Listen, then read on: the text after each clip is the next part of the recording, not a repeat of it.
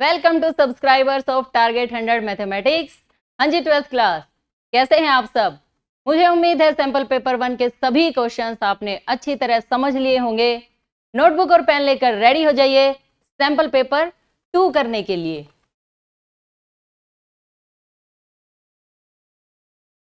Again 60 minutes का ये paper 20 marks का है। All questions are compulsory. Question number 1 to 10 carry 1 mark each, 11 and 12 carry 2 marks, and question number 13 and 14 carry 3 marks each. Now question number 1, relation are in the set. एक set है A के अंदर 1 to 6 numbers लिखे हुए हैं और relation defined है y is divisible by x. हमें चेक करना है कि ये रिलेशन रिफ्लेक्सिव, सिमेट्रिक और ट्रांजिटिव, इन तीनों में से कौन कौन सी प्रॉपर्टी को सेटिस्फाई करता है और कौन सी प्रॉपर्टी को सेटिस्फाई नहीं करता। सबसे पहले आप इस रिलेशन को टेबुलर फॉर्म में लिख सकते हैं। टेबुलर फॉर्म का मतलब रिलेशन की कंडीशन है y is divisible bye x, यानी x y को भाग करता है। 1 से आप स्टार्ट करेंगे, 1 को डिवाइड करता है, इसलिए 1 का ऑर्डर्ड पेयर इस रिलेशन में आ जाएगा। 1 2 को भी डिवाइड करता है, 3 4 5 6। 1 इन सभी नंबर्स को डिवाइड करता है, इसलिए ये सभी नंबर्स का ऑर्डर्ड पेयर इस रिलेशन में लिखा जाएगा। उसके बाद हम 2 से स्टार्ट करेंगे, यानी क्या 2 1 को डिवाइड करता है? नहीं। 2 3 को डिवाइड करता है? नो। लेकिन 2 4 को डिवाइड करता है, इसलिए यहां पर आ जाएगा 2 4। 2 5 को डिवाइड नहीं करता, 2 6 को डिवाइड करता है, तो यहां लिखा जाएगा 2 6। ओके। सिमिलरली 3 किसे डिवाइड करता है? 3 को और 6 को, इसलिए 3 3 and 3 6 belong to R। 4 divide करता है ओनली 4 को, 5 भी सिर्फ 5 को डिवाइड करता है और 6 भी 6 को डिवाइड करता है। ओके। इस रिलेशन को हमने टेबुलर फॉर्म में लिख लिया और अब इन तीनों प्रॉपर्टीज को चेक करना हमारे लिए बिल्कुल इजी हो जाएगा। देखिए कैसे। कोई भी रिलेशन रिफ्लेक्सिव कब होता है? अगर हर एलिमेंट खुद के साथ रिलेट कर जाए तब हम रिफ्लेक्सिव को ट्रू मान लेते हैं। इस रिलेशन में 1 1 है, 2 2 भूल गए? कोई बात नहीं, आप यहां लिख सकते हैं 2 2 2 को डिवाइड करता है, 3 3 को, 4 4 को, 5 5 को और 6 6 को, यानी 1 1 2 2 3 3 4 4 5 5 और 6 6, ये सभी एलिमेंट्स खुद के साथ रिलेट कर रहे हैं, इसलिए रिफ्लेक्सिव प्रॉपर्टी सेटिस्फाई हो गई। Okay. Now second, symmetric. Symmetric, कोई भी रिलेशन सिमेट्रिक कब होता है? उस रिलेशन में जो भी ऑर्डर्ड पेयर बने हुए हैं, अगर आप उन्हें पलट दें वो भी R में होने चाहिए। अगर ऐसा है तब R को सिमेट्रिक कहा जाता है। 1 1 को अगर आप पलटेंगे तो 1 1 ही रहेगा, ये यही है। 1 2 को अगर आपने चेंज कर दिया तो 2 1 बन जाएगा। क्या 2 1 इस R में कहीं पर भी लिखा हुआ है? नहीं। इट मीन्स ये रिलेशन सिमेट्रिक प्रॉपर्टी को सेटिस्फाई नहीं करता।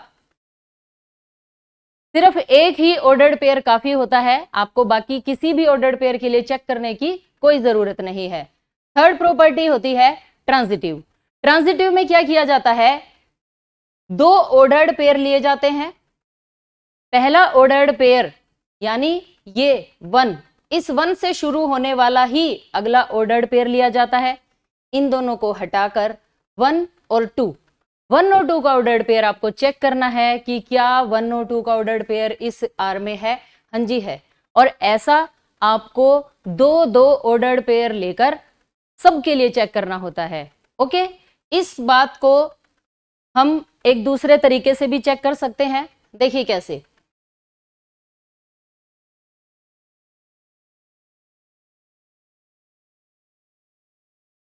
रिफ्लेक्सिव और सिमेट्रिक के लिए तो हम चेक कर चुके हैं और अब हम चेक करने वाले हैं ट्रांजिटिव के लिए।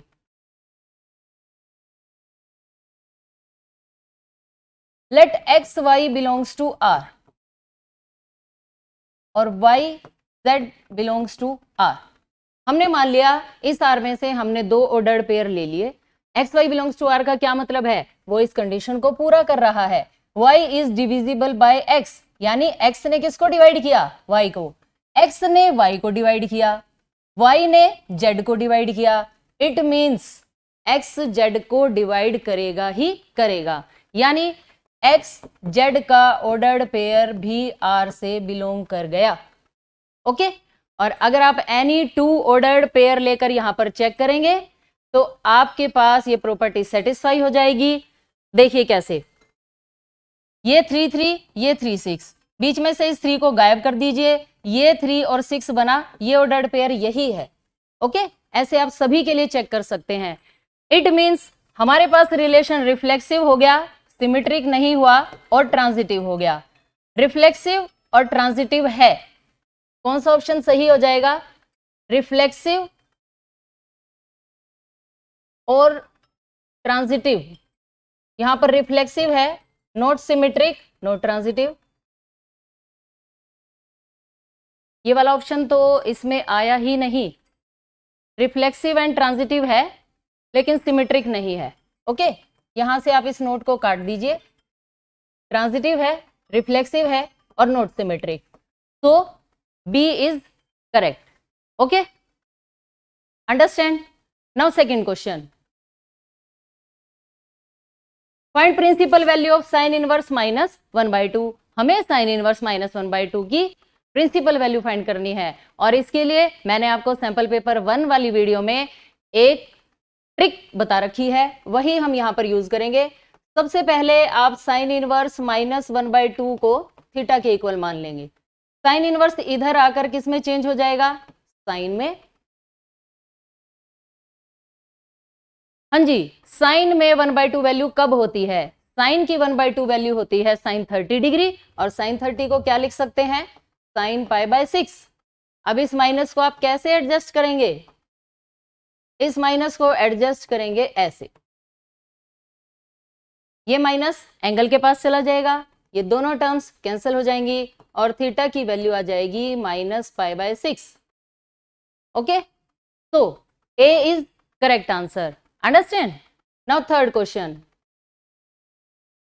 The number of all possible matrices of order 3/3 with each entry 0 और 1.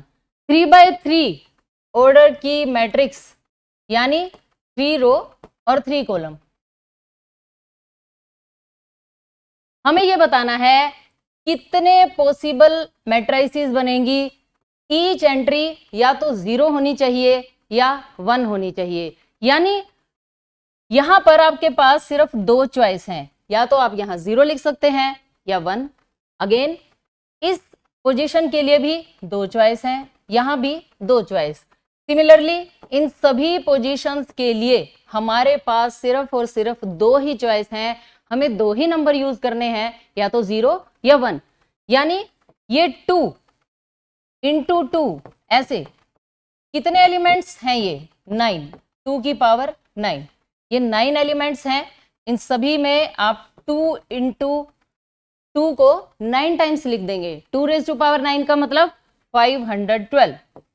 Okay so D is correct answer. Understand.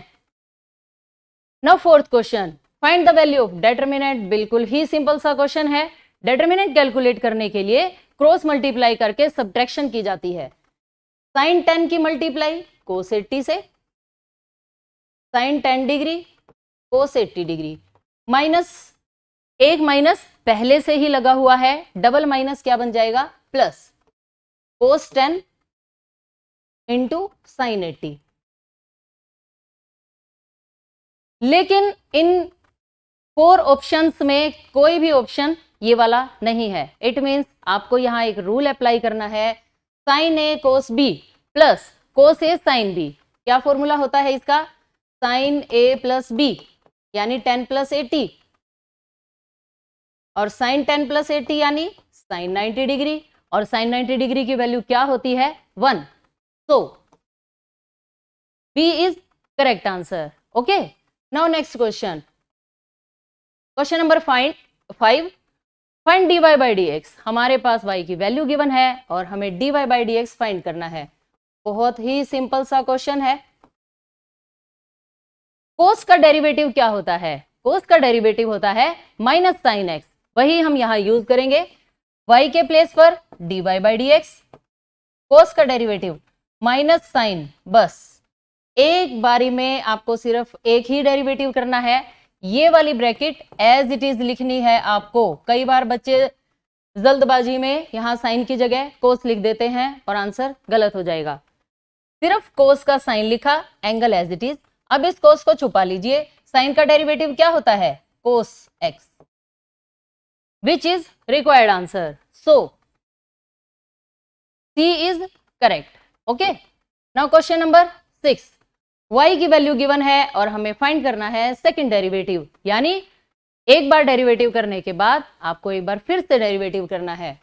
बहुत easy question. dy by D x, x cube का डेरिवेटिव 3x स्क्वायर, 10x का derivative secant square x होता है। ये हो गया first derivative.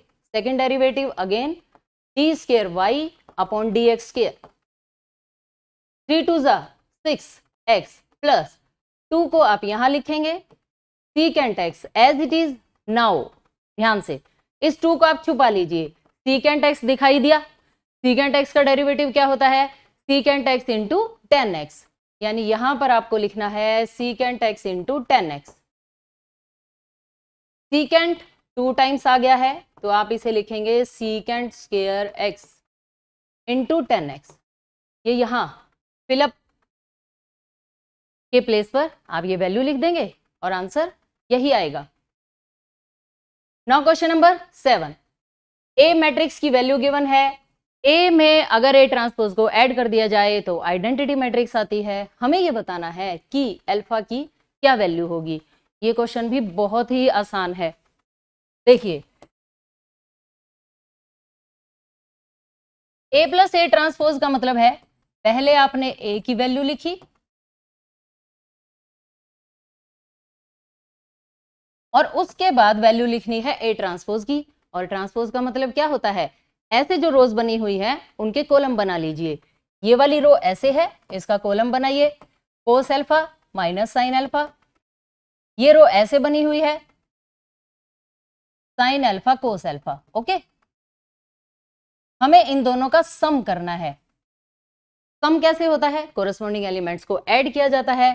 First element में फर्स्ट एलिमेंट ऐड करेंगे। Cos alpha plus cos alpha 2 cos alpha, minus sine alpha और plus sine alpha 0, plus sine alpha और minus sine alpha again 0। Cos alpha में कोस अल्फा ऐड करने से 2 cos alpha बन जाएगा। ए plus ए transpose की value identity matrix लिखी हुई है। आइडेंटिटी का मतलब 1 0 0 1। Okay, 1 0 0 1। Now by equality of 2 matrices, दो मैट्रिक्स कब इक्वल होती हैं? जब उनके कोरस्पॉन्डिंग एलिमेंट्स इक्वल होते हैं। By equality of 2 matrices, first element के इक्वल होना चाहिए, यानी 2 cos alpha is equal to 1। Multiply वाले नंबर दूसरी साइड जाकर डिवाइड में चेंज हो जाते हैं और कोस में 1/2 कहां पर होता है? 60 डिग्री पर। और 60 डिग्री का मतलब π/3। ओके, बोथ साइड से कोस कैंसिल हो जाएगा और अल्फा की वैल्यू आ जाएगी π/3।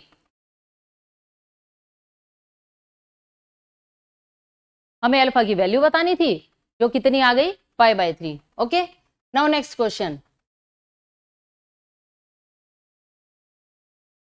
Question number 8, function F R से आर फंक्शन की ये वैल्यू है for all X belongs to R. हमें चेक करना है कि ये फंक्शन 1 1 और ऑन 2 में से कौन सी प्रॉपर्टी को सेटिस्फाई करता है। बिल्कुल easy question. F x is equal to 3 - 4x। सबसे पहले आप फंक्शन को लिखेंगे। अब बताइए फंक्शन को 1 1 कैसे चेक किया जाता है? दो एलिमेंट्स लेने हैं आपको, x1 x2 belongs to r such that fx1 is equal to fx2। let x1 x2 belongs to r such that fx1 is equal to fx2 यहां से x को x1 से रिप्लेस कर दीजिए, यहां से fx1 की वैल्यू आ जाएगी, क्या आएगी 3 - 4x1। सिमिलरली fx2 की वैल्यू के लिए आप इस x को x2 से रिप्लेस कर दीजिए और fx2 की वैल्यू आ जाएगी 3 - 4x2। 3 से 3 कैंसिल हो जाएगा, -4x1 - 4x2, माइनस से माइनस कट गया, 4 से 4, x1 is equal to x2। हम डोमेन में से दो ऐसे एलिमेंट्स लेकर चले थे जिनकी इमेज इक्वल थी और कैलकुलेशन की हमने, खुद एलिमेंट्स भी इक्वल आ गए। It means function is 1 1। Okay, तो f इज 1 1। अब हमें फंक्शन को ऑन टू चेक करना है।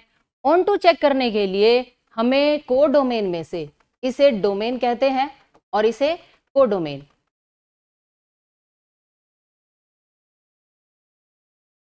वन वन का मतलब होता है एक एलिमेंट की इमेज एक। ओके, ऑन टू का मतलब होता है कि इस साइड एक भी एलिमेंट नहीं बचेगा। को डोमेन में एक भी ऐसा एलिमेंट नहीं होना चाहिए जिसकी प्री इमेज एग्जिस्ट ना करती हो।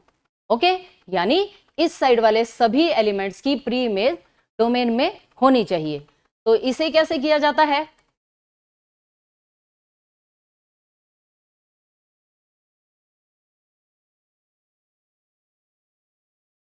ऑन टू चेक करने के लिए let y belongs to r। y कहां होते हैं, कोडोमेन में। Let y belongs to r, codomain, such that fx is equal to y। fx की वैल्यू आपको स्टेटमेंट से लिखनी होती है और यहां आपको कैलकुलेशन करनी है x की वैल्यू फाइंड करने के लिए। माइनस का 4x उधर जाकर प्लस के 4x में चेंज हो जाएगा, प्लस का y इधर आकर माइनस y में, मल्टीप्लाई वाले नंबर डिवाइड में, यानी x की वैल्यू आ गई 3 - y/4। ओके, आपको सिर्फ ये चेक करना है क्या ये वैल्यू डोमेन में है। डोमेन क्या है हमारे पास, रियल नंबर। क्या ये एक रियल नंबर है, बिल्कुल ये एक रियल नंबर है। दिस बिलोंग्स टू r, तो f is onto. Codomain के हर एलिमेंट के लिए आपने एक प्री इमेज की एग्जिस्टेंस दिखा दी है। It means function is onto. तो यहां फिलअप में यही बातें, ये एज इट इज ही लिखा जाएगा, फंक्शन 1 1 भी है और ऑन टू भी। Okay, now 9th question, the principal value of cos inverse -√3/2 plus tan inverse √3। Principal value बतानी है। अब की बार दो स्टेटमेंट्स को ऐड कर दिया गया, कोई बात नहीं, हम अलग अलग कर लेंगे इन्हें। कोस इनवर्स -√3/2, आप इसे x मान लीजिए, कोस इनवर्स उधर जाकर कोस में चेंज हो जाएगा, -√3/2। कोस की वैल्यू √3/2 कब होती है, 10th क्लास में जो आपने टेबल याद की है उसके अकॉर्डिंग sin 0 0, 1/2, 1/√2, √3/2 और 1। कोस में ये वैल्यूज ऐसे रिप्लेस हो जाती हैं, ये यहां, ये 1 इधर और 0 इधर। यहां पर होता है 30 डिग्री और 30 डिग्री को क्या लिखते हैं, π/6, यानी कोस में √3 होता है π/6 पर। अब फिर से माइनस आ गया, जब तक माइनस बाहर बैठा है तब तक आप कोस से कोस कैंसिल नहीं कर सकते। हमें क्या करना पड़ेगा, इस माइनस को एडजस्ट करना पड़ेगा। अब माइनस एडजस्ट कैसे हो, क्या सिर्फ π/6 को माइनस एंगल में माइनस लगा देने से क्या माइनस एडजस्ट हो जाएगा, नहीं। सैंपल पेपर 1 की वीडियो में मैंने आपको जो ट्रिक बताई है उसके अकॉर्डिंग यहां पर क्या लगाना पड़ेगा, पाई। ओके, अब cos x is equal to cos, यहां पर हम एलसीएम लेंगे, 6 1 6 -1 5, 5 π/6। ये दोनों कोस की टर्म्स तभी कैंसिल होंगी जब ये एंगल कोस इनवर्स की रेंज में होगा। अब कोस इनवर्स की रेंज क्या होती है, देखिए कोस इनवर्स की रेंज होती है 0 से पाई क्लोज्ड इंटरवल, यानी ये होती है कोस इनवर्स की रेंज। 5 पाई बाय 6 का मतलब कितने डिग्री बनेगा, हम चेक कर लेते हैं। पाई की वैल्यू 180 बाय 6, कैंसिल किया 150। क्या 150 यहां पर है? अगर ऐसा है तब हम इस कोस से कोस को कैंसिल कर देते हैं और x की value I 5 pi by 6। Understand? अब हम इस दूसरी टर्म को भी इसी तरह से कैलकुलेट करेंगे और दोनों के आंसर्स को ऐड कर देंगे। ओके,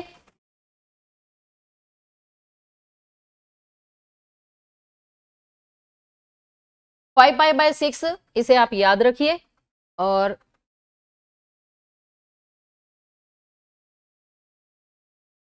5 पाई बाय 6 यहां हमने इसका आंसर साइड में लिख लिया। अब हम दूसरी वैल्यू कैलकुलेट करते हैं, tan इनवर्स अंडर रूट 3। हम इसे क्या मान लेते हैं? y। tan इनवर्स दूसरी तरफ जाकर tan y में चेंज हो जाएगा। अब tan के अंदर अंडर रूट 3 कहां पर होता है? पहली वैल्यू 0, फिर 1 बाय अंडर रूट 3, फिर 1, फिर अंडर रूट 3, यानी 60 डिग्री। और 60 डिग्री को क्या लिखा जा सकता है? 5 बाय 3। अब tan की रेंज क्या होती है? tan इनवर्स की रेंज होती है -π/2 से π/2 का ओपन इंटरवल। अब ये कहां होता है? ये होता है यहां। अंडरस्टैंड? अब π/3 कितने डिग्री होता है? π/3 होता है 60। आप यहां पर हैं, इसकी रेंज में हैं, अगर हैं तो ये दोनों टर्म्स कैंसिल हो जाएंगी और y की वैल्यू आ जाएगी π/3। ओके, अब वो वाली वैल्यू x की, ये वाली वैल्यू y की, आप इन दोनों वैल्यूज को ऐड कर देंगे। तो this statement is equal to 5 pi by 6 plus pi by 3। LCM 6, यहां से 5 पाई, यहां पर 2 पाई, तो answer will be 7 pi by 6। Understand?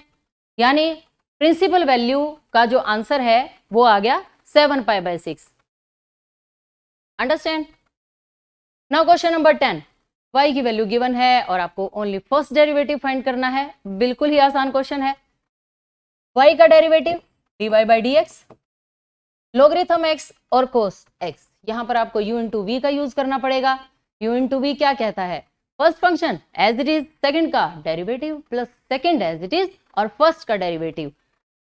First function as it is, cos का डेरिवेटिव माइनस साइन एक्स होता है, प्लस अब cos x को आराम से बैठा दीजिए, लोगरिथम x का डेरिवेटिव 1/x।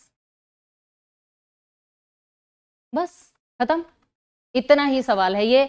आप इसमें चाहें तो माइनस को बाहर लिख सकते हैं, minus logarithm x into sine x plus cos x divide by x. आप चाहें तो यहाँ x को एलसीएम भी यूज कर सकते हैं, x को आप यहाँ लिख देंगे टोटल के डिवाइड में, x को एज ए एलसीएम आप लिख सकते हैं। Okay, now question number 11, a और b दो मैट्रिसेस गिवन है और हमें ये वेरीफाई करना है a plus b transpose is equal to a transpose plus b transpose. Statement को देखिए ध्यान से, ये तो 2/2 की मैट्रिक्स, ये 2/3 की, ये थोड़ी सी यहाँ गड़बड़ हो गई पीपीटी बनाते वक्त, और मैं बताती हूं आपको कि यहाँ पर क्या स्टेटमेंट है।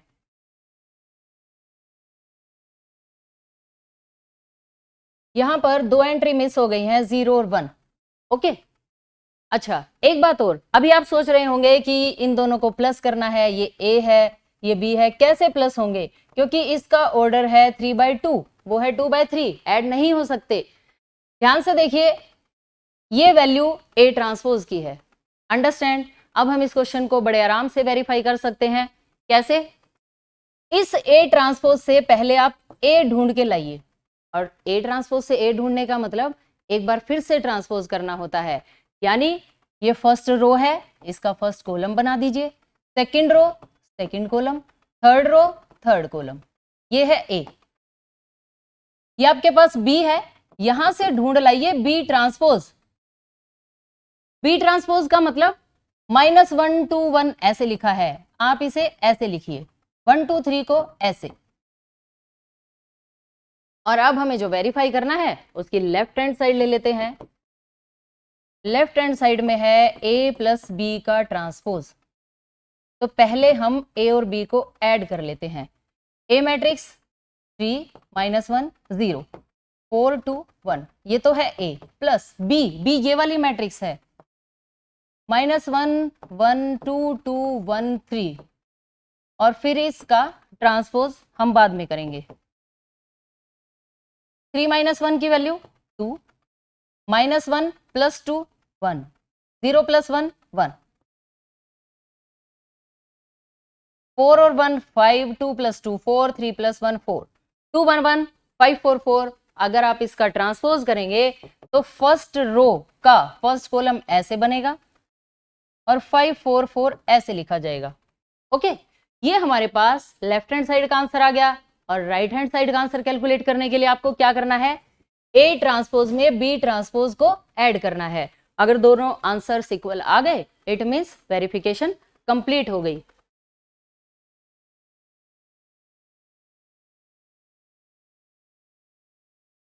टू 1 1 5 4 4। अब हम इसकी राइट साइड कैलकुलेट करते हैं। 2 1 1 5 4 4, ये LHS का आंसर है। ए ट्रांसपोज, जो ए ट्रांसपोज यहां लिखा था, ए ट्रांसपोज का मतलब 3 4 ऐसे लिखा है, ऐसे लिखेंगे, -1 2 ऐसे लिखा है, ऐसे लिखेंगे, 0 1 ऐसे था, ऐसे। इसका आप, अच्छा ये तो खुद ए ट्रांसपोज की ही वैल्यू है।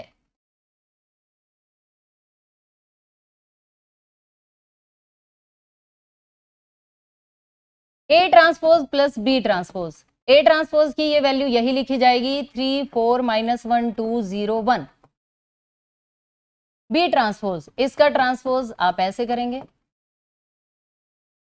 अब हम इन दोनों मैट्रिसेस को ऐड कर लेते हैं। कोरस्पॉन्डिंग एलिमेंट्स ऐड होंगे। 3 -1 की वैल्यू 2, 4 + 1 5, -1 + 2 1, 2 + 2 4, 0 + 1 1, 3 + 1 4। ये देखिए दोनों आंसर्स सेम आ गए, इट मीन्स वेरिफिकेशन कंप्लीट हो गई। LHS = RHS, hence verified. Understand? Now next question. Question number 12. The radius of circle is increasing uniformly at the rate of 3 centimeter per second. Find the rate at which the area of the circle is increasing when the radius is 10 centimeter. सबसे पहले हमें circle की radius का rate of increase दे रखा है, radius का यानी dr/dt, और हमें फाइंड करना है रेट ऑफ चेंज एरिया का। इसके लिए आपको एरिया का रूल पता होना चाहिए। एरिया ऑफ सर्कल क्या होता है, πr²। इसे t के विद रिस्पेक्ट टू जब आप डिफरेंशिएट करेंगे, पाई एज इट इज, r² का डेरिवेटिव 2r, और फिर इस r के नाम का t के with respect to dr/dt। dr/dt की इस वैल्यू को आप यहां यूज करेंगे, 2πr एज इट इज, और वैल्यू है 3, 3 2 6 πr। ये तो आ गया rate of change of area. लेकिन हमसे ये कहा गया है व्हेन रेडियस इज 10 सेंटीमीटर, यानी अब हमें r की जगह 10 रखना है। एट r = 10 सेंटीमीटर, dA/dt = यहां पर आप 10 लिखेंगे, 6π × 10, 10 6 60 π। और जहां तक बात यूनिट की है, एरिया के अंदर हमेशा स्क्वायर आता है, यहां सेंटीमीटर है तो स्क्वायर सेंटीमीटर आ जाएगा पर सेकेंड। इस यूनिट का आप खास ध्यान रखें। Okay, now next question, question number 13। Find the values of a and b such that the function defined by this is a continuous function. हमें a और b की वैल्यू फाइंड करनी है। ताकि ये फंक्शन कंटिन्यूअस बना रहे। ओके, अब इस क्वेश्चन को ध्यान से देखिए, यहां पर दो नंबर्स यूज हो रहे हैं 2 और 10। ओके, फंक्शन कंटिन्यूअस कब होता है? 2 पर फंक्शन कब कंटिन्यूअस होगा? जब F of 2 left hand limit और राइट हैंड लिमिट तीनों वैल्यूज इक्वल होंगी। सिमिलरली 10 के लिए भी हम ऐसे ही कह सकते हैं। लेकिन आप एक बात देखिए, x is less than equal to 2, x चाहे लेस लीजिए, लेस का मतलब चाहे आप लेफ्ट हैंड लिमिट लीजिए या खुद एफ ऑफ 2, यहां पर दोनों की वैल्यू सेम है। ओके, इसलिए हम इन दोनों में से सिर्फ एक ही टर्म का यूज करेंगे। इस टर्म को देखिए ध्यान से, यहां से पढ़ना शुरू कीजिए। x is greater than 2, x बड़ा है 2 से, तब फंक्शन की क्या वैल्यू है? ax plus B. x बड़ा है 2 से, यानी कौन सी लिमिट की बात चल रही है? राइट हैंड लिमिट की। जब लेस कह दे तो लेफ्ट हैंड लिमिट, जब ग्रेटर कह दे तो राइट हैंड लिमिट। यानी एफ ऑफ 2 के साथ राइट हैंड लिमिट को इक्वल रखना है आपको, एफ ऑफ 10 के साथ x इज ग्रेटर देन 10, यानी एफ ऑफ 10 और राइट हैंड लिमिट दोनों की वैल्यू सेम है, तो हम उन सेम वैल्यू को इक्वल रख के a और b नहीं ढूंढ सकते। इसीलिए अब इस बात को पढ़िए ध्यान से, x is less then 10, less का मतलब left hand limit. Okay, F of 10 को लेफ्ट हैंड लिमिट के इक्वल रखिए और एफ ऑफ 2 को राइट हैंड लिमिट के। यहां से दो इक्वेशंस आएंगी, उन्हें सोल्व करने से a और b की वैल्यू आ जाएगी। अब बताइए एफ ऑफ 2 की क्या वैल्यू है? 5। राइट हैंड लिमिट का क्या मतलब होता है? Limit x tends to 2 plus x बड़ा है 2 से, जब x 2 से बड़ा होता है तब फंक्शन की वैल्यू है ax प्लस b। जहां जहां x वहां वहां आपको लिखना है 2 plus h। Limit h tends to 0, a 2 plus h plus b। Okay, अब इस लिमिट को हटाने के लिए h के प्लेस पर 0 लिख दी जाएगी, और जैसे ही आप यहां 0 लिखेंगे ये बन जाएगा 2a plus b is equal to 5। ये इक्वेशन मैंने यहां लिख दी, 2a plus b is equal to 5। Okay, similarly अब हम x इज इक्वल टू 10 के लिए चेक करते हैं। f ऑफ 10 की वैल्यू 21। लेफ्ट हैंड लिमिट का क्या मतलब है? x tends to 10 minus x छोटा है 10 से, ax plus b।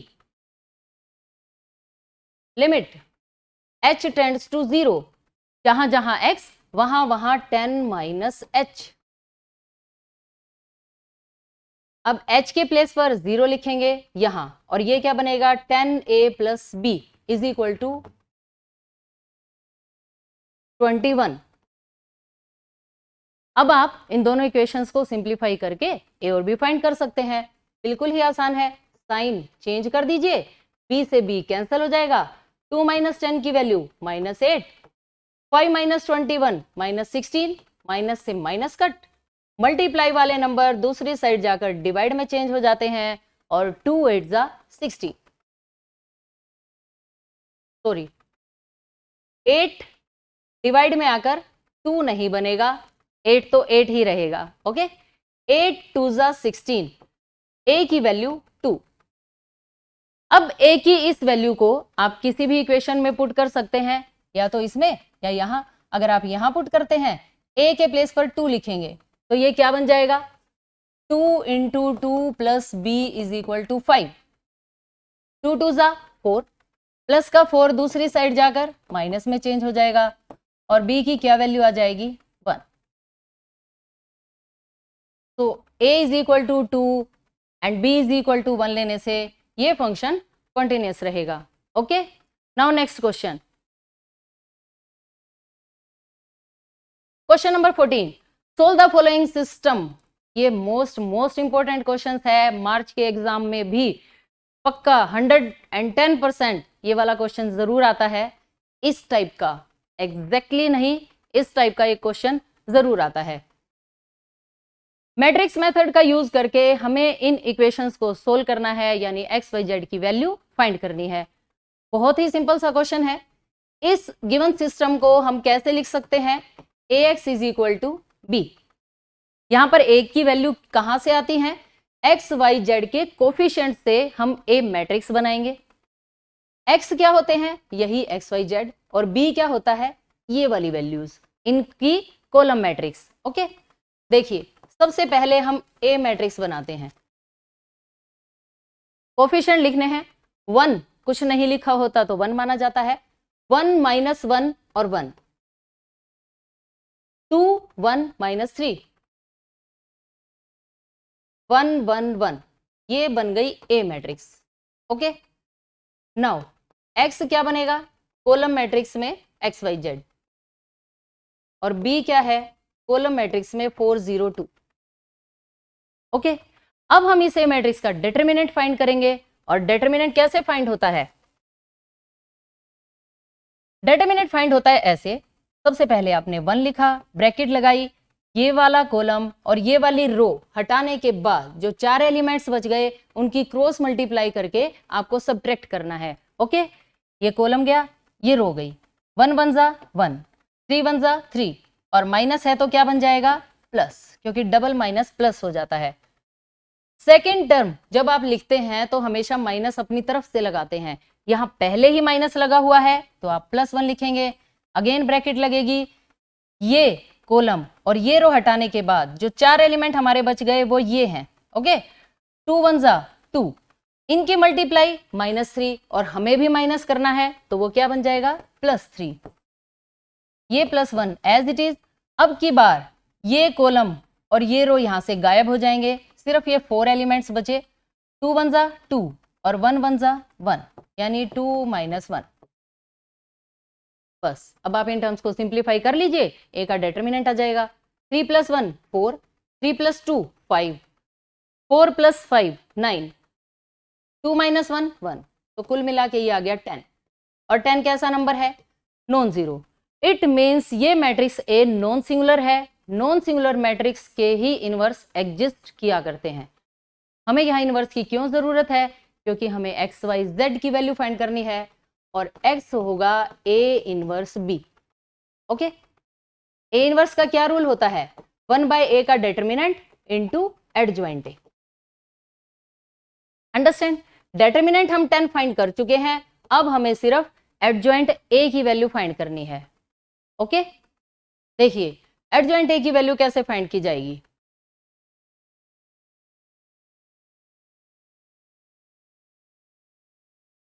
Adjoint A की वैल्यू फाइंड करने के लिए ये मैट्रिक्स मैं एक बार फिर से लिख देती हूं, a = 1 - 1 1, 2 1 - 3 1 1 1।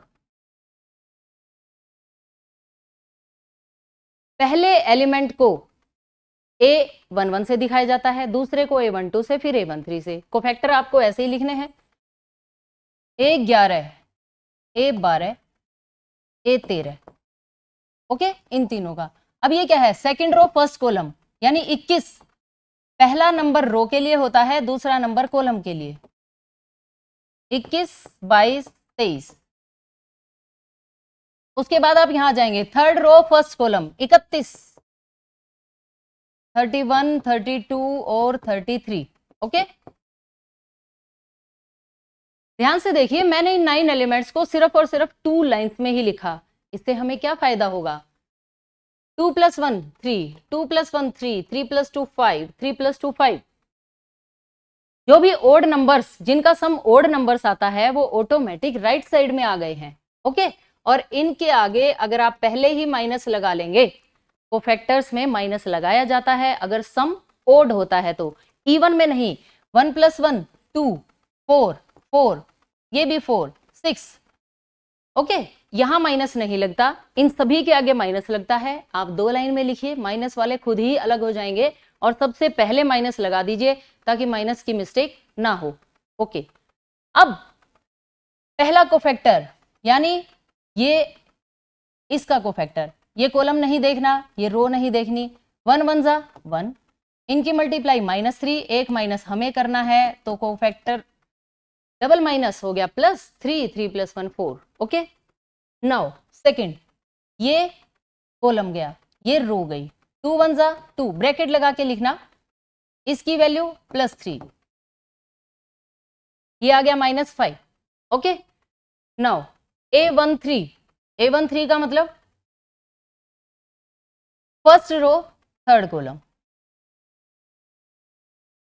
ये वाली टर्म, ये कॉलम हट गया, ये रो हट गई, 2 1 जा 2 और 1 1 जा 1, तो ये वैल्यू 1 आ गई। सिमिलरली हम बाकी के 6 कोफैक्टर्स भी फाइंड करेंगे। A21 का मतलब अब आप यहां पर हैं, सेकंड रो और फर्स्ट कॉलम, ये लाइनें जाने के बाद इसकी मल्टीप्लाई -1, इसकी मल्टीप्लाई अगेन -1 -2 जो +2 बन जाएगी।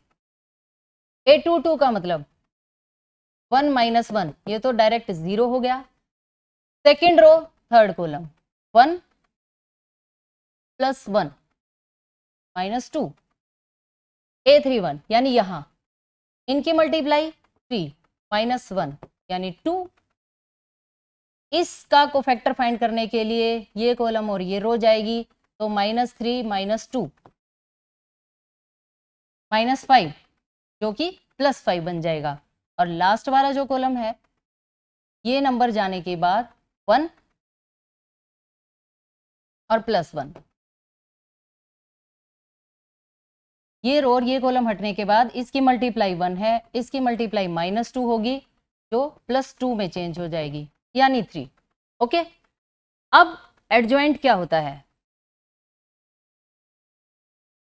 सबसे पहले इन कोफैक्टर्स को इनकी पोजीशन पर लिख लीजिए, 4 - 5 1, 2 0 -2 2 5 3।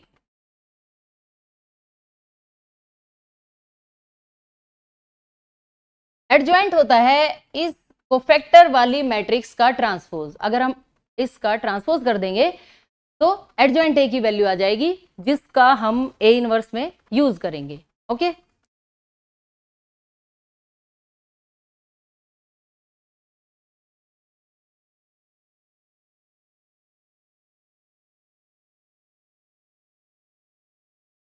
इसका ट्रांसपोज लिख लेते हैं पहले।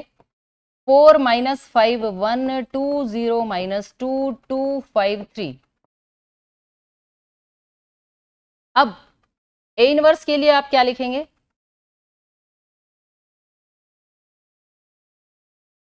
ए इनवर्स होता है 1/a का determinant into adjoint A. Determinant की वैल्यू 10 है और एडजॉइंट ए की ये वैल्यू हम वहां लिख लेते हैं, 422 - 505, 422 - 505, 1 - 2 3। ये आ गई ए इनवर्स की वैल्यू, लेकिन हमें तो एक्स वाई जेड की वैल्यू फाइंड करनी है, और एक्स का क्या फॉर्मूला होता है? A inverse b. X is equal to, पहले आपने ये ए इनवर्स की वैल्यू लिख ली,